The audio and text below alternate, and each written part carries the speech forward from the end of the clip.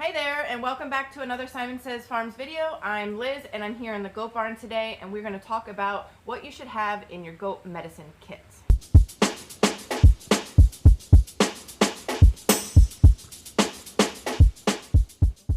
Here, this is what I like to call like my intermediate medicine kit. Some of this stuff actually, all but one, you have to get through a vet. So I want to go over the importance of having a good relationship with your livestock vet.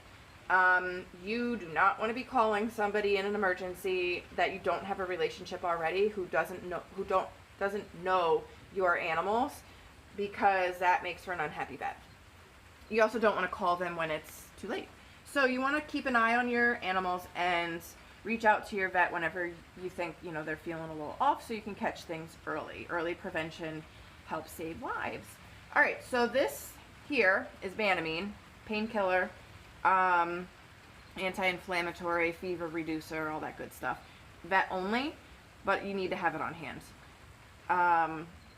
Don't be overwhelmed with the amount of stuff that I have that you can only get from a vet, because this took years to compile and years to create that relationship with our vet.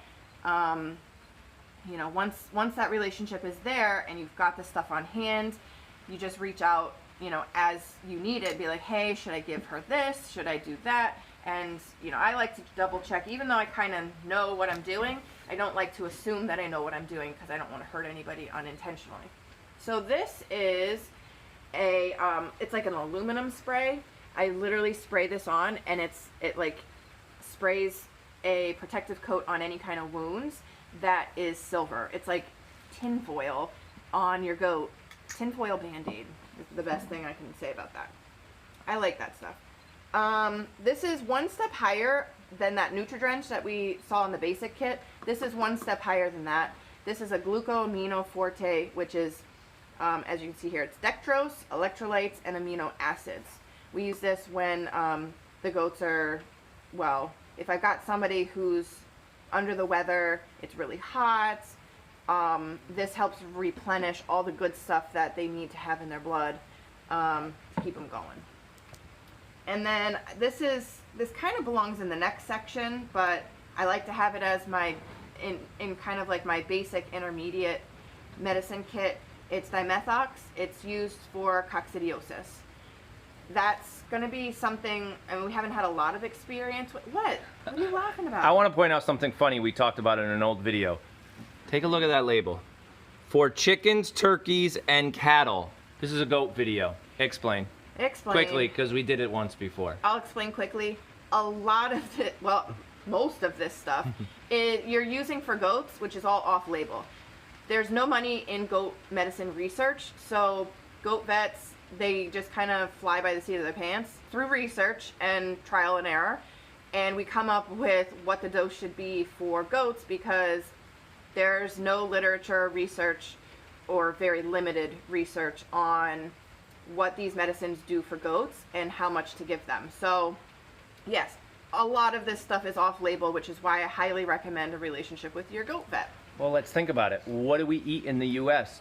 Chicken, turkeys, and beef. And pigs. And pigs. So I'm surprised swine have their own category of medicine. Yeah. But okay, continue. Yeah. Sorry. So I saw that. I thought it was funny. Yeah. So this, well, I would say too that in chickens, coccidiosis is like really prevalent. That's the word? Prevalent. Prevalent. It's there? It's prevalent. It's very common. Don't ask me to spell it. Okay, continue. So, especially with young kids, young spring kids, they can get hit hard with coccidia. Thank God we haven't had issues with coccidia in kids, but there are some people who actually use this as a preventative. Instead of treating when they have it, they treat it to prevent it. Okay, so we're going to move on to a more specialized category of goat medicine. Okay, so now we are in the section of dewormers. This is something that, again, over time you'll collect. You don't need it from right at the beginning.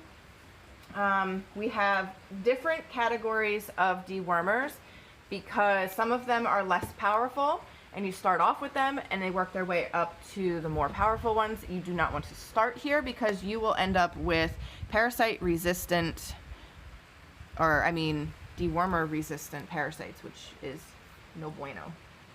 So we have, I'm pretty sure you can get all of these at your local feed store. Some of them are drenches, most of them are drenches, one of them is injectable. This, I'm not even going to go over how much to give of each one because that's going to be I don't know. Worm count related. Yeah, specific to your Consult situation. your vet. Please call your vets. And don't administer dewormers without doing a fecal sample. Like, that's a big no-no as well. So these I like to have on hand because as soon as the fecals come back, I don't want to run back to my vet and have to pick up more medicine. So I have them on hand at all times. Actually, this one is used for those mites too. If you ever have an issue with mites. So it's not just a dewormer, it's like parasite control. Can you just name them all? Okay. We have Panacure. Yep. We've got Cydectin.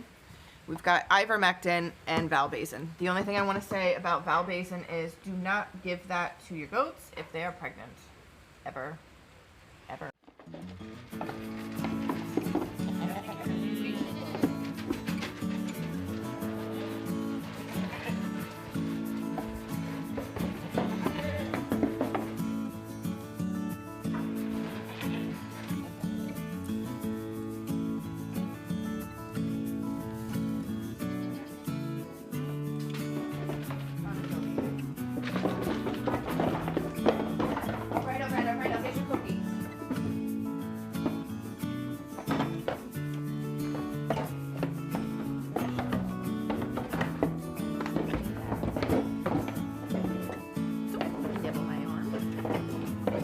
Greta.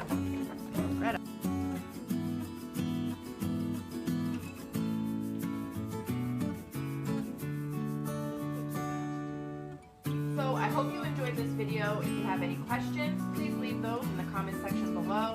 Don't forget to subscribe and hit that bell so that you can get updated as soon as we post more videos.